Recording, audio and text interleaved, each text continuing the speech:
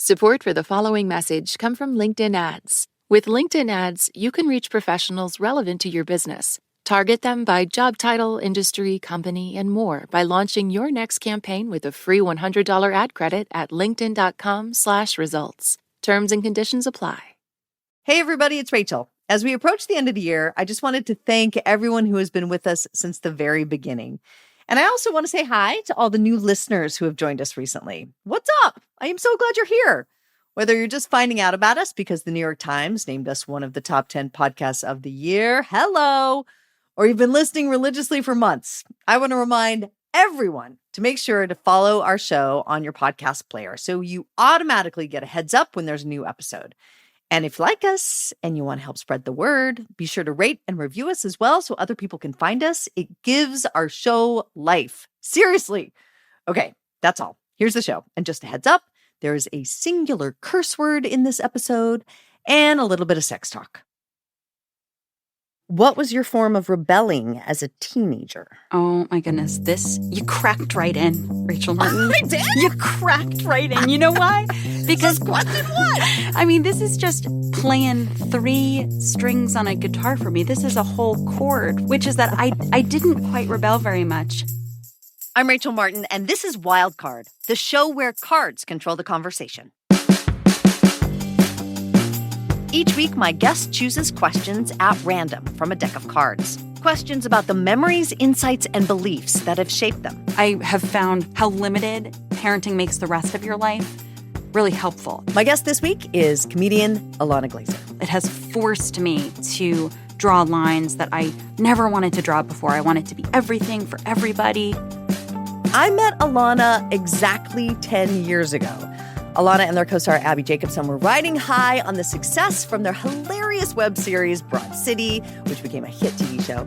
I interviewed both of them, but I was just back from parental leave for my second kid, and I have to tell you, I was so deeply exhausted in that moment. And what sticks with me from that interview to this day is Alana's energy, like capital E energy.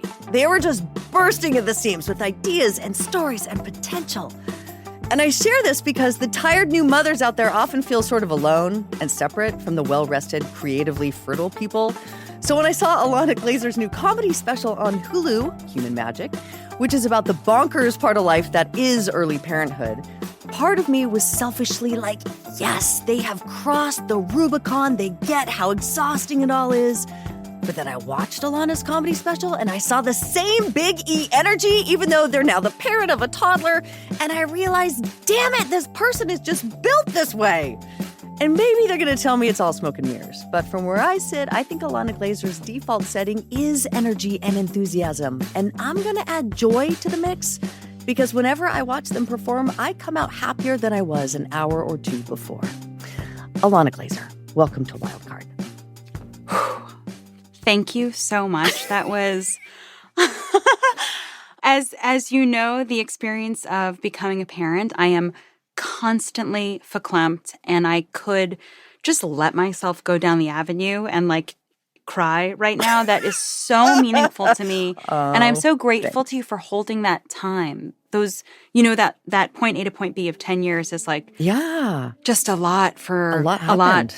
Yeah, a lot in my heart and in my mind. And while so much joy occurred and was created, it was so intense. And it's wow. There's a deck of cards in front of me. Okay. I'm going to hold up 3 at a time, and then you pick randomly 1, 2, or 3. I surrender to you. You have some power, though. I will give you this power. You have 2 tools at your disposal. Okay. You can skip one. Sure. So if you're just like, this is not my question. Okay. And you can also flip it on me. So you can ask me to answer one of the questions before you do. Okay. If you're so inclined. Skip or flip? Skip or flip. We're breaking it up into 3 rounds. Great. We sort of get deeper as we go. Copy that. And I'm ready if you are. I'm ready. I trust you. You're ready. Yeah. Okay. Good. Okay. First 3 cards. 1, 2, or 3. I'm going to go with 3. You're left. 3. What was your form of rebelling as a teenager? Oh my goodness. You cracked right in, Rachel Martin. I did? You cracked right in. You know why? Because question what? I mean, this is just playing 3 strings on a guitar for me. This is a whole chord, which is that I didn't quite rebel very much as a child or a teenager. I was very good and was focused on, I guess, goodness and achieving. And my rebellion came, honestly, like, I was not secure in it until like the past few years, my rebelling, like literally against my parents. LOL. I'm 37 years old. And it's like, I mean, it was really in the process of becoming a parent too, that I was like, no, I am separate from my parents. And also I disagree with this. But of course I had some rebellion. And I guess it finally came in the form of having sex and smoking weed. In my like senior year of high school. It was like, I mean, that's pretty, by the book definitional of rebelling standard, as a teenager. Yeah, I would honestly say patriotic. So, like finally it came, as well as myself. But it was a late bloomer. And then I feel like really becoming a parent, I'm like, oh, I don't care. You know what I mean? I don't care about being accepted. I care more about discovering who I am and what I need and what I like. I care about that more than crossing a line and being accepted back, So that's really when I found... Wait, I need more on that. Like in terms of your parenting now, like how does having a kid make you rebellious? Like as long as I'm focused on fulfilling my needs of myself and my family and my child, then the rest of it, I can be unlikable or not fulfilling the, supportive role or appearance of supportive role that I was hoping to fill before or actually filling, I have found the limits of how limited parenting makes the rest of your life really helpful. It has forced me to draw lines that I never wanted to draw before. I wanted to be everything for everybody. Yeah. And it's like so important to my health and my kids' health, but also like who you put out into the world. It's really important it's actually serves the world at large to give it the healthiest kid I can. Yeah. So it's been like such a helpful reorganization. Yeah. Okay, we got 3 more cards. We're going to keep going. 1, 2, or 3. Now I'm going to go with my left. Number 1, please. What's something you thought was normal about your childhood that you now realize was unusual? My mother and I using the bathroom with the door open. There's so much in my childhood that like, my dad would always say, if he didn't have an answer for something where I'm like, why do you do this? He would always say, 'cause I'm Jewish. 'Cause I'm Jewish. And I really thought a lot of things were like, because we were Jewish. I thought that like, that's why you left the bathroom door open? Yes. And I don't think this is Jewish tradition is what I'm gathering now. Okay. But I love that you were that comfortable in your house. I was that comfortable, but also that uncomfortable with temporarily separating. Oh, whoa. Yeah. No wonder you didn't want to rebel. Yeah. I do a lot of therapy, and I'm like, really, these themes, you better believe we're going to circle these themes back and forth, return and loop-de-loop through them. Because, it's motif. Like, it's something that I carried into my adulthood and then got to a point at which I had to really look at, why is the door open? Why can't I be with myself for this moment? Yeah. Dogs, you know what I mean? Like we had a corner of the yard that my mom trained our chocolate lab to go to pee and poop. If Emma is peeing and pooping in private, in relative privacy, I think her relative human sister should do that too. How are you doing on going number 1 and number 2 behind a closed door these days? I am it's good. It's going well. Okay, good. Yeah, it's good. It's like my daughter is using the potty, and I have to say now it's like making sense as I'm articulating this all. I love it. I love peeing and pooping at the same time when she's on the potty and I'm here, or like really like being close to her as she goes to the bathroom. I find it just so sweet. You know what I mean? This person like doing these things for the first time. It's very intimate. It's Yeah, intimate.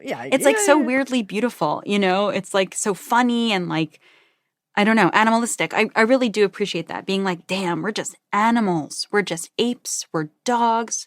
We're pigs. You know, like it's just, but then the separation and modeling it is useful. I recently was like, actually, it was a couple months ago. So she's like almost 3.5. She was like 3.25.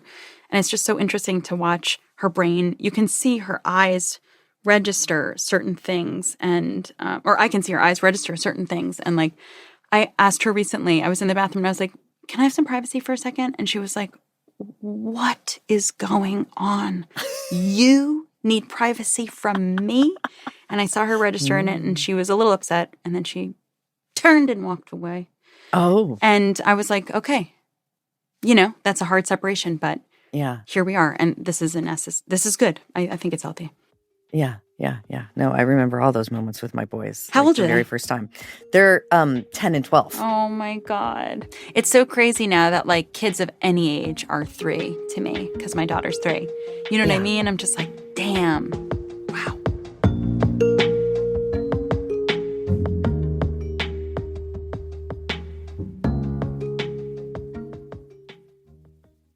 This message comes from NPR sponsor Anthropic. Meet Claude, the AI assistant from Anthropic. When you upload company documents into Claude, you're giving it the context to become your subject matter expert and deliver astute and helpful responses. Claude helps engineers ship products faster, marketers craft compelling campaigns, and sales teams personalize outreach at scale. Empower every person in your organization with AI that's both powerful and protected. Discover enterprise-grade AI at anthropic.com/enterprise.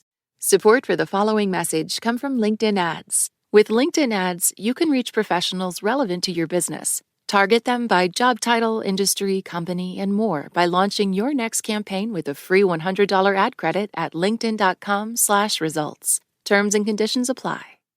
This message comes from IBM. Think scaling AI is hard? Think again. With Watson X, you can deploy AI across any environment. Above the clouds, helping pilots navigate flights, and on lots of clouds, helping employees automate tasks. On-prem, so designers can access proprietary data, and on the edge, so remote bank tellers can assist customers. Watson X works anywhere, so you can scale AI everywhere. Learn more at ibm.com/WatsonX. IBM. Let's create.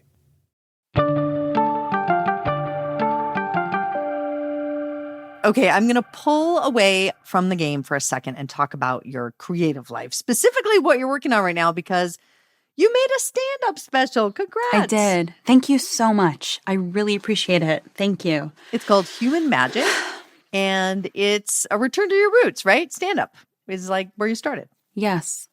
Stand-up is, as Michelle Buteau, my co-star in Babes and one of my favorite comedians literally of all time, said once. We were just yapping on the phone like a year or two ago, maybe before both of our tours. And we were just talking about how hard it is and how we need it and we love it, but we cannot stand it. And she said, it's an affliction. It's an affliction. Stand-up's an affliction. And I was like, damn, is that ever true? It like reminds me of like Passover and reading the Seder and reading about these like biblical afflictions. You know, it's like this thing that I can't not do, need, but like just turns me inside. Like locusts? Yes, truly. It's like, it turns me inside out. It makes me rethink everything. But this special was like really the first time in which I felt like personally organized, you know, and I felt like more polished professionally than ever before and like proud professionally of stand-up than ever before.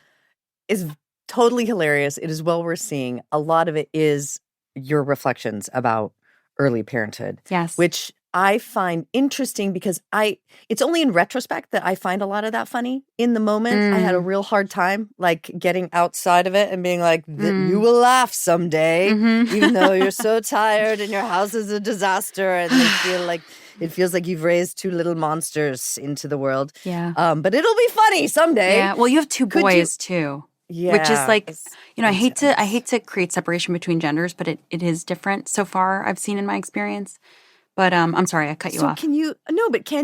are you good at in the moment being like, this is hard and it's also hilarious and I shall remember this for my comedy special? Yeah, I think this is Yeah. like just what I've been training for forever, to be in it, but also of it, and to be thinking of it. It's speaking of an affliction, it's mentally ill. The three scopes, you know what I mean? I'm at several levels at once, and this is what I'm saying. Also, is like I struggle to be present.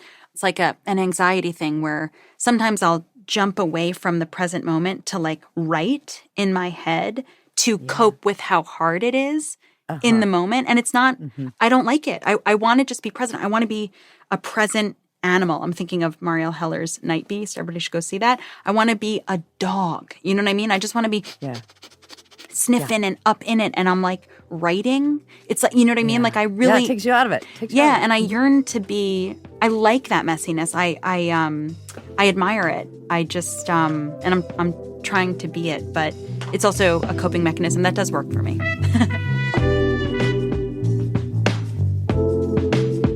We're getting back in the game. Okay, let's do Next it. round. 1, 2, or 3. Number 1, please. Well, I feel like we know the answer to this. Oh, great. We've covered so many themes. I don't know. How comfortable are you with being alone? I'm gonna buck the binary with this answer and say, Buck it, Alana. I'm gonna say increasingly. Yeah. Ooh, is your mind blown by all my therapy, Rachel Martin? But that is the accurate answer. Increasingly, whew, but it's tough. I really feed off people. I love people. I love intellectual intercourse. I love connecting and engaging. But I'm increasingly comfortable alone, and also like having such a high needs tiny individual needing me so often. It's like much more contrasted as a relief to be a little alone. Yeah. Yeah. Whereas before there may have been anxiety associated with that, and now it's just in such scarce supply. Yeah. That it's like You got to look forward to take it. this. But I'm nuts. I'm leaving voice memos. People aren't even available. I'm still letting them know what's on my mind. Oh yeah. But I am someone who I like crave alone time. Cool. And so Are you it's tall? complicated. I don't know. Am I? How tall are you? 5? I mean, I think I'm 5'7". My husband insists that I'm 5'6" 3/4. Oh, copy that. I don't know if it's changed, but in the early 2000s, in those toxic days, I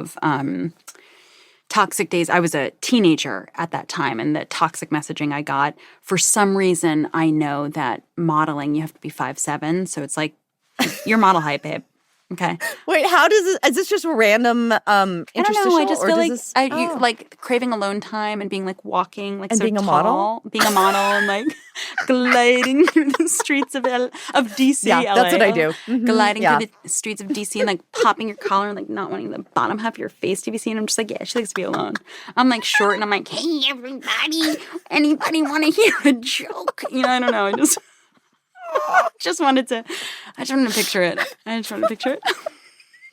Okay. Yeah, for sure. I want you to always think of me that way. It's completely the I thought you were opposite 5'9". of how I am. I thought you were 5'9". You thought I was 5'9". I was giving 5'9" energy. Yeah.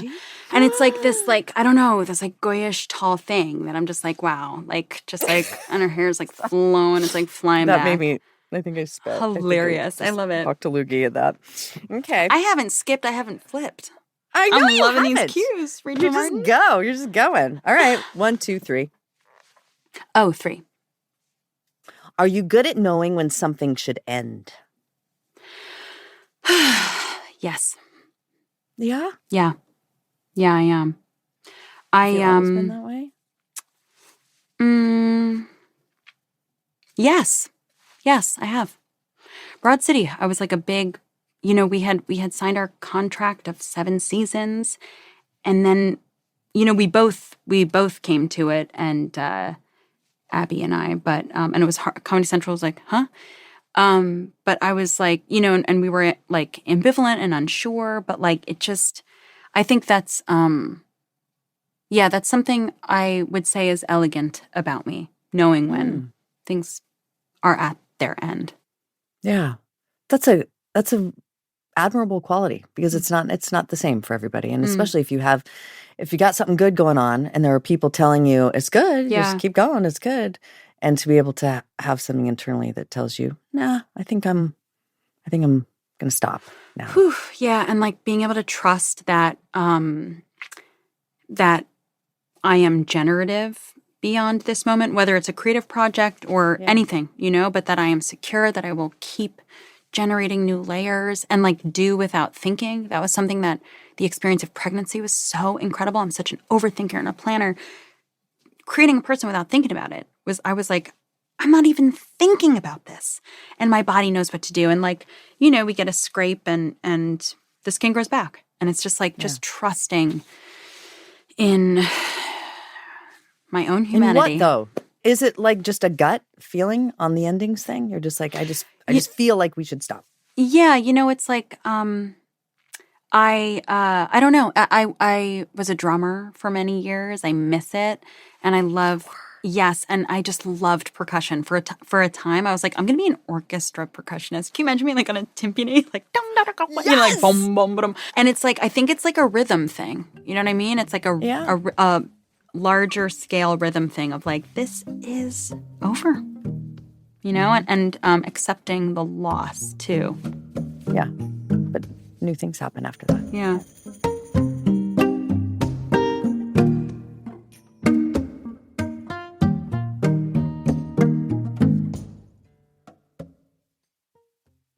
Support for this podcast and the following message come from Ford. Senior Director Becca Anderson shares why they created the Ford Power Promise.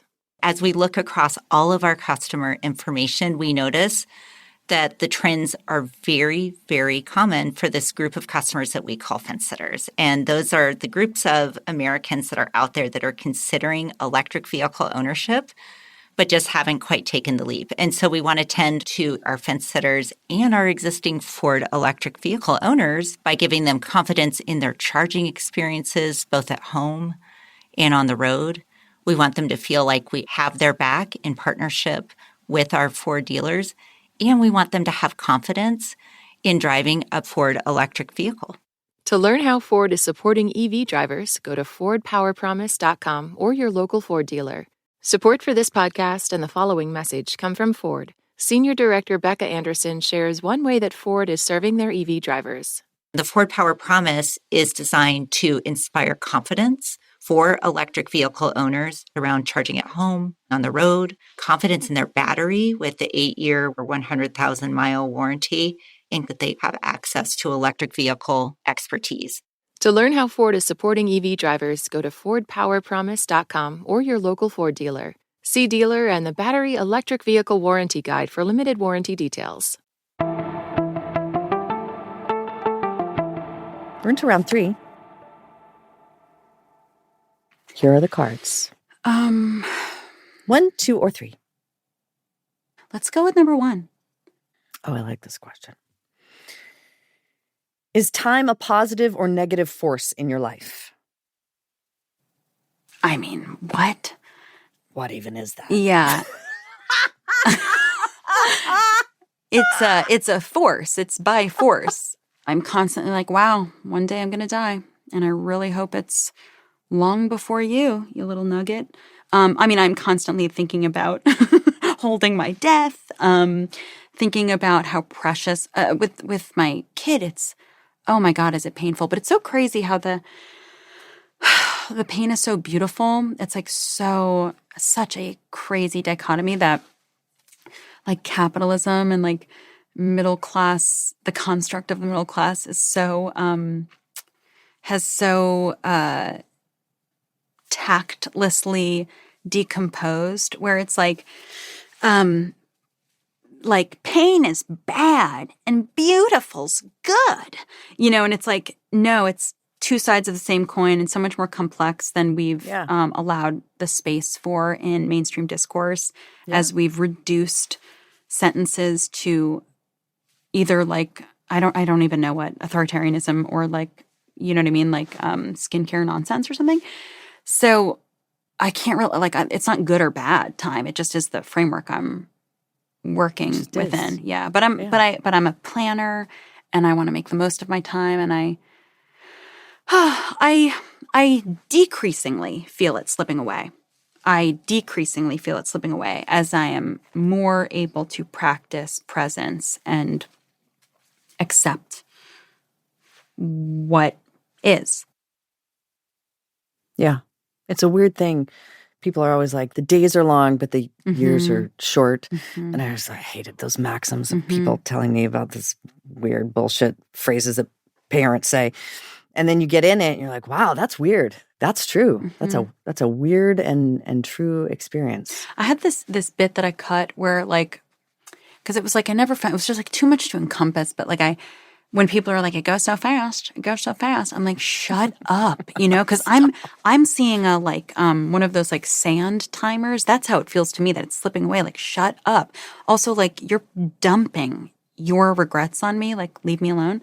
Yeah. And I really, I try to be really, my husband and I both, we try to be really mindful about being present and just paying close attention. That stretches it out. If you're really noticing the changes as it happens. Yeah. Okay. 3 more. One, two, three. I picked number 1. Now I'll go with number 2. What's a place you consider sacred? The bath.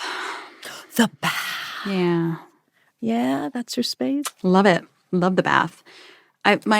My husband and I have solved many problems, or so we thought, in the bath. And it's so fun with a little kiddo. And how, I don't know, sometimes we get in the bath with her, just her taking a bath and just watching her. She's at this age where she's coming up with all these stories, and it's just so much is happening in here. And water is just to get in that element, literally changes things. Yeah. Sitting on the side of the bath with my kid. So my older kid no longer will let me be anywhere near him when he is showering or bathing. But the younger one will still let me come in, and sit on the toilet while he's taking a bath. Yeah. And that's where the good stories come. Yes, the good stories. Aww. And I'm just waiting for the day when he's like, bye-bye. So sad. Okay, the only one left is Trace. Last 3. 1, 2, 3. Thank you. I speak a little Spanish, so. Is there anything in your life that has felt predestined? I mean, my whole life feels predestined to me. I feel absolutely connected through my bloodline, through my many lives, the different bodies my spirit has inhabited. You're laughing, but do you think that? Yes. Yeah. I'm laughing because it's damn girl, here we are talking about this. Yeah. And I'm telling you what I really believe. Happening. Yeah. Yeah. I believe, oh gosh, I'm increasingly spiritual, increasingly observant in my Judaism. Are you? Yes. Increasingly praying more and more and more. Yeah. I absolutely believe my work, my family, I do believe it's predestined. I do also believe in free will and willing or rising to meet your destiny. I don't think it just is handed to you. I think it's there for you to take if you can build the ladder to reach and grab it or whatever. But yeah, all of it. That's a beautiful revelation. What about Judaism? You said you're rediscovering that or finding more of it to be applicable to your life. Yeah, I'm so grateful for my Jewish faith and culture as part of my identity in this life, and in finding the real Jewish left in New York makes me feel so found. Jews who hold progressive values, speak truth to that power, and build community and organize around our truth-seeking values is something I am so proud of. and associate with Judaism. And I love, connecting it with other people who identify that same kind of value system with their culture or faith. But for my experience in my life, it's my Judaism that is the vessel through which I claim these values.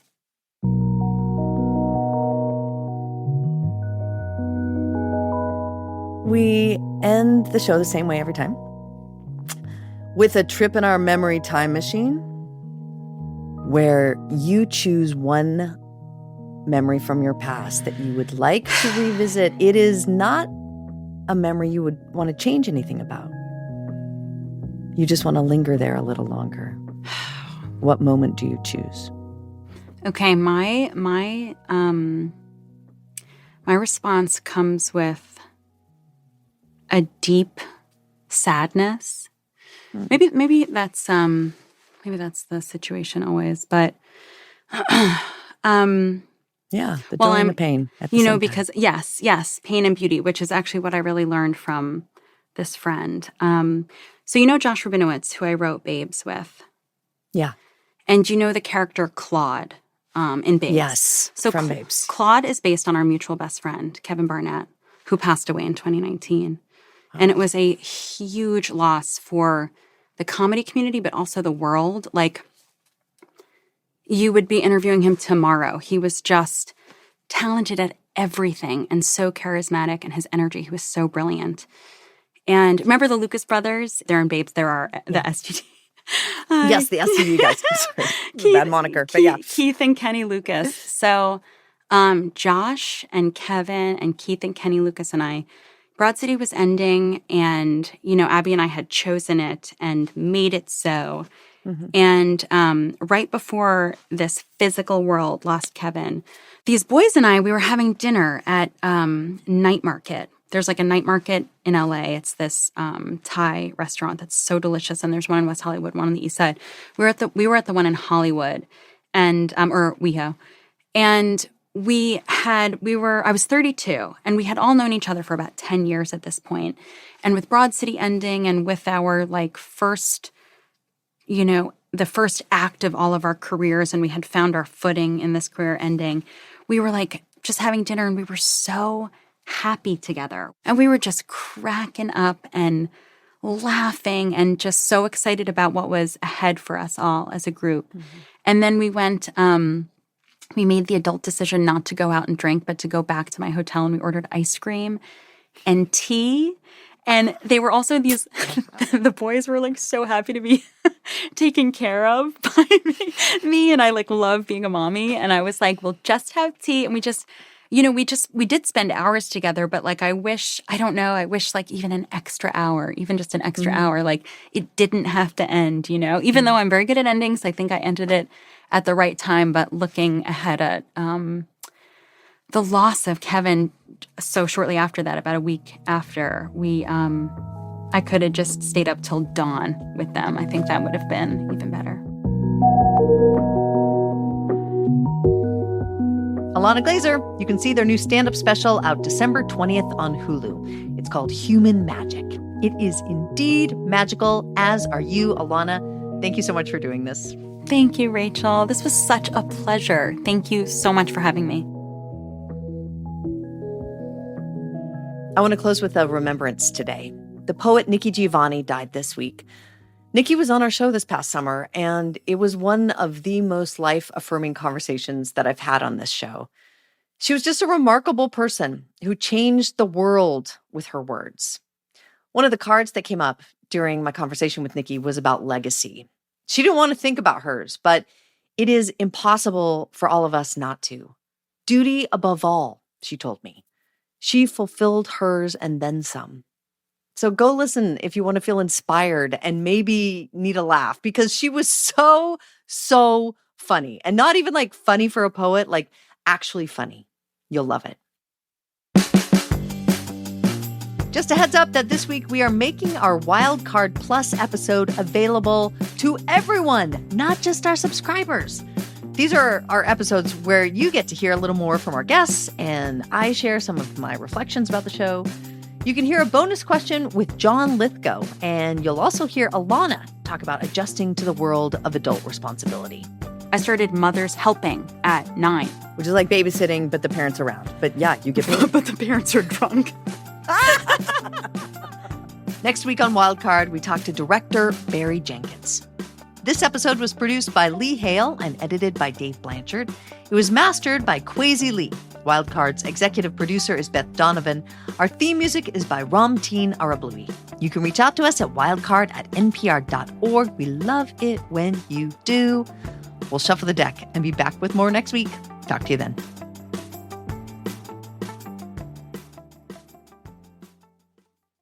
Support for this podcast and the following message come from LinkedIn Sales Solution. Are you struggling to close deals? Cold outreach is wasting the time of both the buyer and seller at every stage. Your organization can overcome these challenges with LinkedIn Sales Navigator, the first deep sales platform. Right now, you can try LinkedIn Sales Navigator and get a 60-day free trial at linkedin.com/wild. That's linkedin.com/wild for a 60-day free trial. Let LinkedIn Sales Navigator help you sell like a superstar today. This message comes from GiveWell. GiveWell provides rigorous, transparent research about the best giving opportunities so that donors can make informed decisions about high-impact giving. To learn more, go to givewell.org and pick podcast and enter NPR at checkout.